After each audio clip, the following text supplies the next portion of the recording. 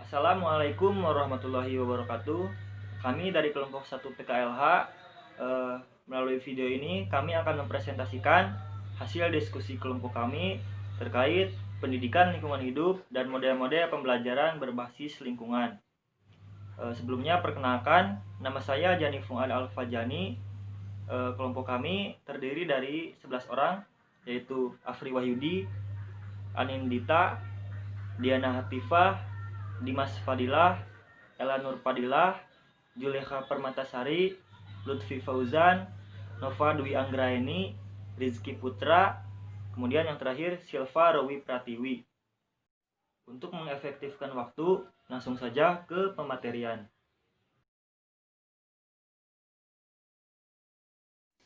Perlunya mengembangkan rasa cinta terhadap lingkungan hidup sejak dini serta pentingnya interaksi dengan lingkungan hidup sebagai bagian penting dari perkembangan kehidupan anak merupakan alasan utama mengapa sih pendidikan lingkungan hidup itu perlu diberikan sejak dini.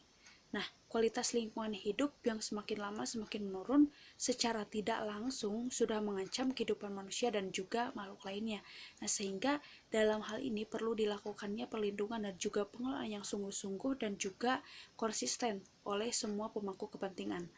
Nah, masalah lingkungan hidup yang dihadapi oleh masyarakat, terutama oleh mereka yang tinggal di kota-kota besar, nampaknya sudah tak asing lagi dan sudah menjadi masalah lingkungan hidup yang umum dijumpai dalam kehidupan sehari-hari. Nah, hal ini tuh memberikan kesan bahwa mereka itu sudah tidak mempunyai kepedulian lagi terhadap masalah lingkungan hidupnya. Nah, sebenarnya ketidakpedulian ini tuh bisa disebabkan oleh berbagai faktor. Nah, salah satunya yaitu kurangnya pendidikan. Nah, selain itu, ketidakmampuan mengembangkan sistem nilai sosial dan juga gaya hidup yang tidak selaras dengan lingkungan juga dapat menjadi penyebab munculnya masalah lingkungan. Nah, oleh karena itu, dalam hal ini diperlukan adanya pendidikan tentang lingkungan hidup di mana diharapkan dapat meningkatkan kepedulian masyarakat untuk membangun gaya hidup yang selaras dengan lingkungan dan untuk meningkatkan peran serta aktif masyarakat dalam menanggulangi masalah lingkungan hidup.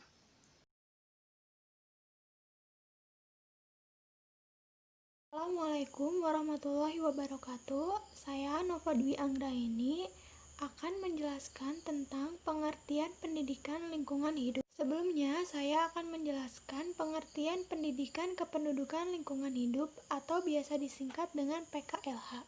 Nah, PKLH sendiri merupakan suatu program pendidikan yang membina atau mendidik peserta didik agar memiliki kesadaran perilaku dan sikap yang rasional serta bertanggung jawab terhadap pengaruh timbal balik antara kependudukan dan lingkungan hidup di dalam kehidupan manusia. Sedangkan pengertian pendidikan lingkungan hidup merupakan pengetahuan, kajian atau bahan materi yang berupaya untuk mendidik peserta didik agar memahami dan dapat mengimplementasikan secara langsung dalam penanganan masalah-masalah lingkungan hidup yang ada di kehidupan manusia. Untuk itu, dengan adanya pendidikan lingkungan hidup ini, diharapkan peserta didik lebih peka dan lebih sadar terhadap permasalahan lingkungan hidup yang ada di sekitar, serta dapat bertanggung jawab dalam menangani permasalahan-permasalahan tersebut. Sekian penjelasan yang dapat saya sampaikan.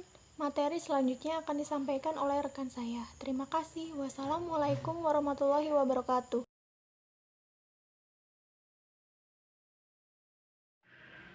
Visi misi pendidikan lingkungan hidup yaitu visinya terwujudnya manusia Indonesia yang memiliki pengetahuan, kesadaran, dan keterampilan untuk berperan aktif dalam melestarikan dan meningkatkan kualitas lingkungan hidup. Untuk misinya yaitu diantara lain yang pertama mengembangkan kebijakan pendidikan nasional yang berparadigma lingkungan hidup. Dan yang kedua yaitu mengembangkan kapasitas kelembagaan pendidikan lingkungan hidup di pusat dan di daerah.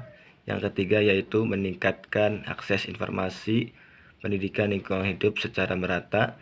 Dan yang keempat yaitu meningkatkan sinergi antar pelaku pendidikan lingkungan hidup.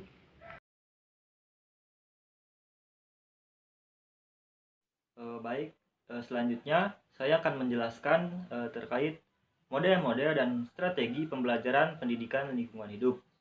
Model-model dan strategi pembelajaran lingkungan hidup di sini ada 3. Yang pertama yaitu strategi pembelajaran pendidikan lingkungan hidup yang sistematik. Strategi atau model pembelajaran PKLH yang sistematik merupakan suatu rangkaian pembelajaran yang runtun, baik tahapannya maupun materi ajarnya. Materi ajar disusun berdasarkan jenjang pendidikan si peserta didik dan disajikan sesuai dengan urutan skenario alamiah yang terjadi di lapangan. Yang kedua adalah model atau strategi pembelajaran PKLH yang komprehensif. Model atau strategi pembelajaran PKLH yang komprehensif merupakan suatu rumusan pembelajaran yang lengkap, dalam artian lengkap prosedurnya, lengkap metodenya, kemudian lengkap materinya. Walaupun PKLH disajikan dengan pendekatan integratif, namun dengan adanya koordinasi yang baik di antara tenaga pendidik dan juga peserta didik, maka akan dapat dihindarkan terjadinya tumpang tindih materi atau adanya materi yang tertinggal atau tidak terbahas lagi, seperti itu. Kemudian yang terakhir adalah model atau strategi pembelajaran PKLH yang terpadu. Nah, di samping bermakna penyajian materi PKLH yang terintegrasi dengan mata pelajaran terkait, juga mengandung arti keterpaduan dalam hal implementasi PKLH itu sendiri di dalam kehidupan sehari-hari, baik itu di lingkungan sekolah maupun di lingkungan masyarakat.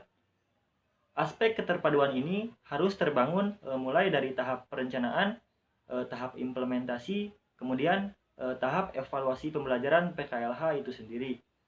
Hal ini sangat penting mendapat perhatian karena pencapaian tujuan pembelajaran PKLH itu sendiri sangat tergantung pada ketiga tahap dalam sistem pembelajaran.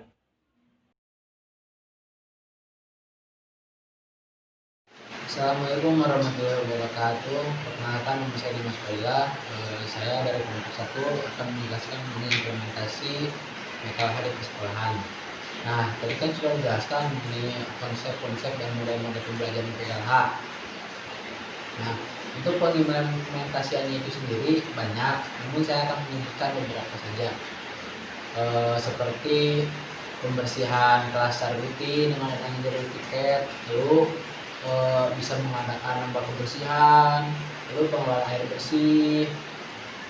Setelah itu seperti pemisahan sampah organik dan non-organik, lalu dengan adanya taman sebagai paru-paru sekolah, lalu reboisasi lingkungan.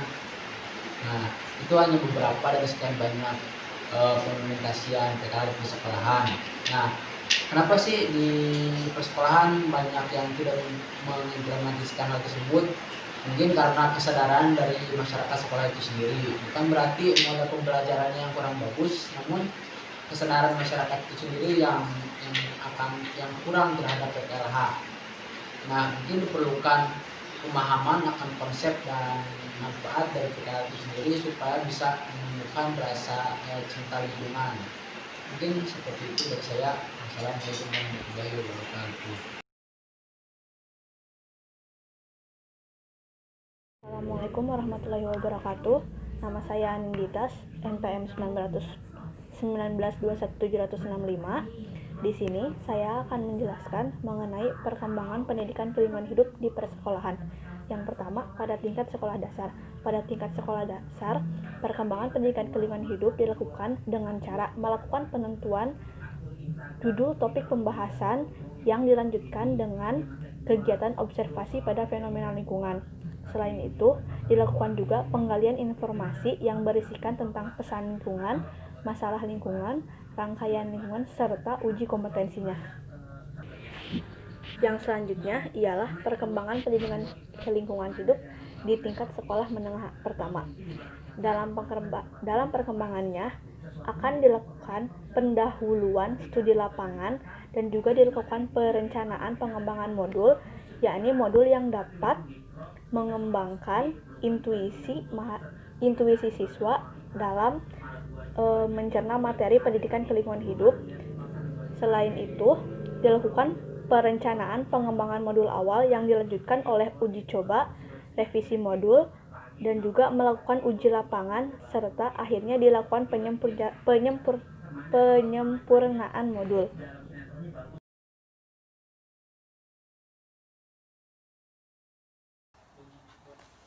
Nama saya Zuleka Permatasari dengan NPM 1921748. Saya pada materi ini akan membahas tentang implementasi PKLH pada tingkat SMP. Pada dasarnya, PLH ditujukan untuk mengubah perilaku masyarakat menjadi lebih ramah lingkungan sehingga dapat meminimalkan dampak kegiatan manusia terhadap lingkungan. Pada dasarnya, objek kajian PKLH itu ada di lingkungan sekitar sekolah, karena setiap sekolah memiliki lingkungan yang berbeda, sehingga pembelajarannya akan semakin menarik karena adanya perbedaan itu. Walaupun objek kajiannya berbeda, namun tujuan pembelajarannya tetap sama. Dalam tingkat SMP tentu diberlakukan beberapa modul untuk terjadinya pembelajaran. Maka dari itu, pengimplementasian PKLH memiliki beberapa proses pengembangan modul untuk menyempurnakan pembelajaran. Yang pertama ada melakukan pendahuluan studi lapangan atau analisis kebutuhan guru dan siswa, dan juga studi literatur. Yang kedua ada merencanakan pengembangan modul dengan memilih KI dan KD, merumuskan indikator dan tujuan pembelajaran, dan menentukan tempat uji coba. Yang ketiga ada mengembangkan modul awal dengan memilih materi, menentukan proses, dan memilih alat evaluasi. Yang keempat melakukan uji coba produk awal terhadap modul, yaitu uji ahli konten atau materi, media, dan desain. Yang kelima, ada merevisi modul berdasarkan saran perbaikan yang diberikan oleh para ahli. Yang keenam, melakukan uji coba dan uji lapangan, yaitu uji coba 1-1, uji kelompok kecil, uji kelompok besar, dan uji lapangan. 7. Menyempurnakan modul berdasarkan saran perbaikan yang diberikan pada uji coba dan uji lapangan.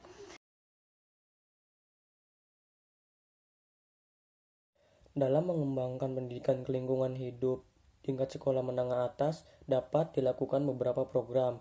Dikutip dari Ida Sulistiawati dalam kebijakan sekolah tentang pendidikan lingkungan hidup yang diterapkan di SMA Negeri 1 Jetis Bantul, terdapat beberapa program untuk mengembangkan pendidikan lingkungan hidup. Yang pertama yaitu melalui program pengembangan sekolah peduli dan berbudaya lingkungan yang dilakukan melalui kegiatan tahunan, peringatan hari-hari besar dan hari-hari lingkungan hidup dengan kegiatan bertema lingkungan. Kemudian meningkatkan pengetahuan, wawasan, dan keterampilan dalam pengelolaan lingkungan hidup warga sekolah, seperti adanya pelatihan dan workshop lingkungan hidup untuk siswa, guru, dan karyawan, serta mengikuti seminar dan diklat lingkungan hidup yang diselenggarakan oleh pihak lain. Yang kedua itu melalui program pengembangan kurikulum berbasis lingkungan hidup dengan mengembangkan materi pembelajaran lingkungan hidup berdasarkan peristiwa atau isu hangat yang sedang terjadi, baik secara lokal ataupun secara global. Seperti contohnya materi tentang isu global warming dalam pelajaran geografi. Lalu yang ketiga itu melalui program pengembangan kegiatan berbasis partisipasi dengan melakukan kegiatan aksi lingkungan yang diprakarsai oleh sekolah. Contohnya melakukan aksi lingkungan berupa kerja bakti di lingkungan sekolah ataupun di lingkungan masyarakat, serta pemberian rewards atau hadiah terhadap kelas terbersih. Kemudian mengikuti kegiatan aksi lingkungan yang dilakukan oleh pihak luar seperti mengikuti lomba-lomba yang bertemakan lingkungan, ataupun membina sekolah adiwiyata dengan melakukan pembinaan ke sekolah-sekolah yang bermitra. Dan yang keempat itu melalui program pengembangan pengelolaan sarana pendukung sekolah, seperti melengkapi sarana pendukung sekolah keanekaragaman hayati atau greenhouse, kemudian pengelolaan sarana pendukung fasilitas sekolah yang ramah lingkungan, seperti adanya taman, tanaman, dan juga lingkungan yang bersih. Lalu pengelolaan sampah untuk menunjang kebersihan dan kesehatan lingkungan melalui pengadaan alat atau perlengkapan kebersihan seperti contohnya itu sapu, tempat sampah, wastafel, dan lain-lain. Lalu pengelolaan sampah organik dan sampah anorganik serta perbaikan dan pemeliharaan mesin pencacah sampah.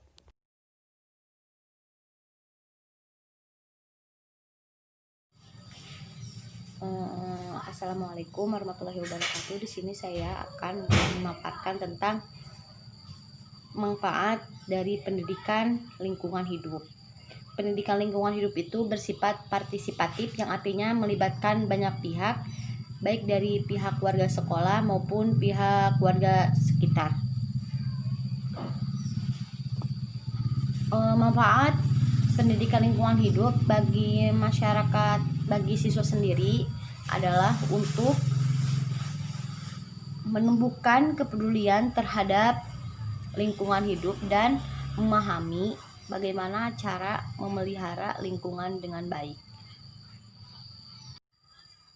Ada lagi manfaat dari pendidikan lingkungan hidup. Yang pertama, dapat memberikan informasi kepada siswa-siswa tentang pentingnya menjaga lingkungan hidup. Di sini siswa akan mengetahui kenapa sih lingkungan hidup itu penting untuk dipelihara, kenapa dan apa sebabnya seperti itu. Siswa itu akan memahami dan rasa kepedulian siswa itu akan terus bertambah terhadap lingkungan.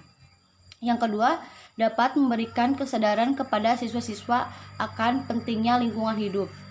Nah, kemudian si siswa itu ketika dia mengetahui tentang informasi-informasi pentingnya menjaga lingkungan hidup, kemudian siswa itu akan sadar betapa pentingnya menjaga lingkungan hidup. Yang selanjutnya, dapat mengetahui seberapa besar rasa sensitivitas siswa-siswa terhadap kondisi lingkungan hidup. Terus kemudian memberikan kesempatan bagi setiap orang untuk mendapatkan pengetahuan, keterampilan, sikap atau perilaku, motivasi, dan komitmen yang diperlukan bekerja secara individu, seperti itu.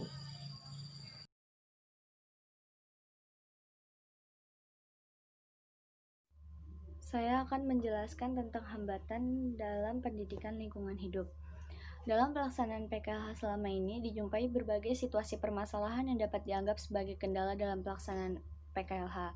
Pertama-tama saya akan menjelaskan hambatan PKLH di masyarakat.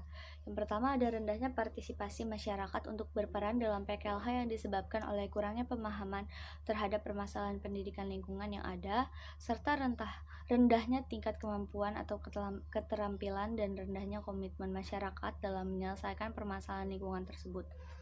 Yang kedua, ada pemahaman para pelaku pendidikan terhadap pendidikan lingkungan yang masih terbatas. Hal ini dapat dilihat dari persepsi para pelaku pendidikan lingkungan hidup yang sangat bervariasi.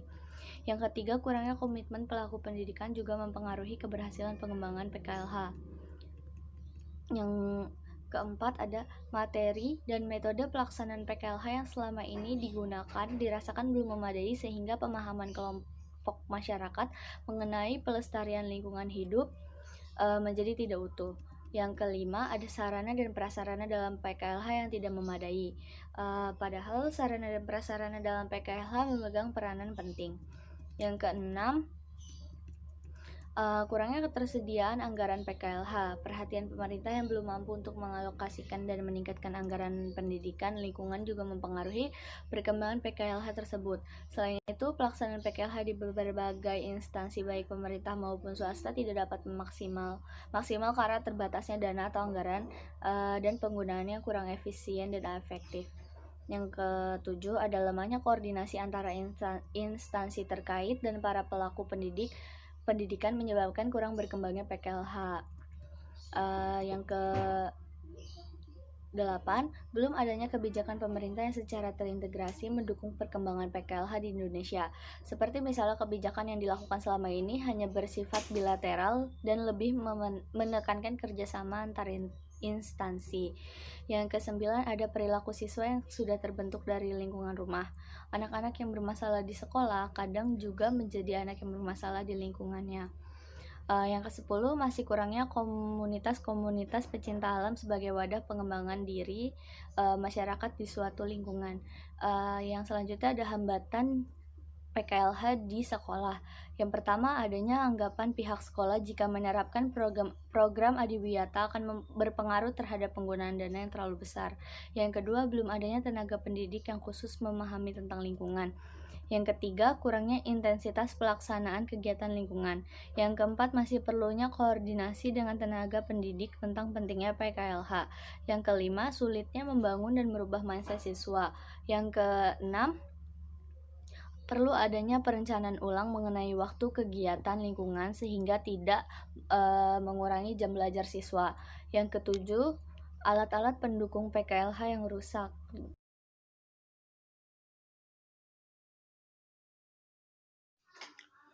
Assalamualaikum warahmatullahi wabarakatuh. Saya Lutfi Fauzan. Di sini saya akan menjelaskan tentang solusi dalam menghadapi hambatan dan permasalahan pendidikan lingkungan hidup. Yang pertama yaitu solusi yang harus diterapkan oleh pemerintah dan rangkaian masyarakat. Yang diantaranya 1. Mengadakan sosialisasi tentang seberapa pentingnya PKLH untuk kehidupan yang akan datang. Yang selanjutnya, menerapkan kebijakan desa, kota, atau sekolah adiwiyata guna membentuk kesadaran merawat lingkungan bagi masyarakat. Yang selanjutnya, mengharuskan tenaga pendidik mengadakan sosialisasi 1 hingga 2 kali pertemuan di setiap mata pelajaran yang diampu selama 1 semester. Kemudian, menggunakan metode yang kreatif dan inovatif guna membentuk kesadaran masyarakat terhadap lingkungan dan menjadikan lebih menarik. Yang selanjutnya, penyediaan sarana dan prasarana yang harus memadai dan melakukan sosialisasi terhadap pemberdayaan sarana dan prasarana tersebut kepada masyarakat. Yang selanjutnya, pemerintah harus mampu memenuhi anggaran khusus PKLH atau mungkin mengadakan iuran rutin dengan nominal yang memadai seluruh lapisan masyarakat. Yang selanjutnya yaitu solusi yang harus diterapkan oleh seluruh rangkaian tenaga pendidik, antara lain yang pertama, guru harus mampu mengevaluasi kembali metode atau cara pengajaran PKLH. Kemudian, guru harus mampu menerapkan pembelajaran yang lebih menarik, bervariasi, serta kreatif, agar siswa tidak bosan dan lebih bersemangat dalam menerima pengajaran PKLH, baik di dalam maupun di luar kelas. Yang selanjutnya, sekolah tidak memaksakan guru untuk menyisipkan pendidikan lingkungan hidup pada setiap materi yang diberikan. Namun, sekolah mewajibkan guru minimal 1 kali dalam 1 semester guru menyisipkan pendidikan lingkungan hidup pada mata pelajaran yang diampu. Yang selanjutnya, siswa harus lebih bersemangat dalam menerima materi PKLH baik di dalam kelas maupun di luar kelas dan meningkatkan partisipasi pada kegiatan lingkungan. Yang selanjutnya, setiap tahunnya sekolah mengadakan diklat tentang lingkungan hidup. Selain itu, guru menasihati dan menegur siswa yang masih kurang memiliki kesadaran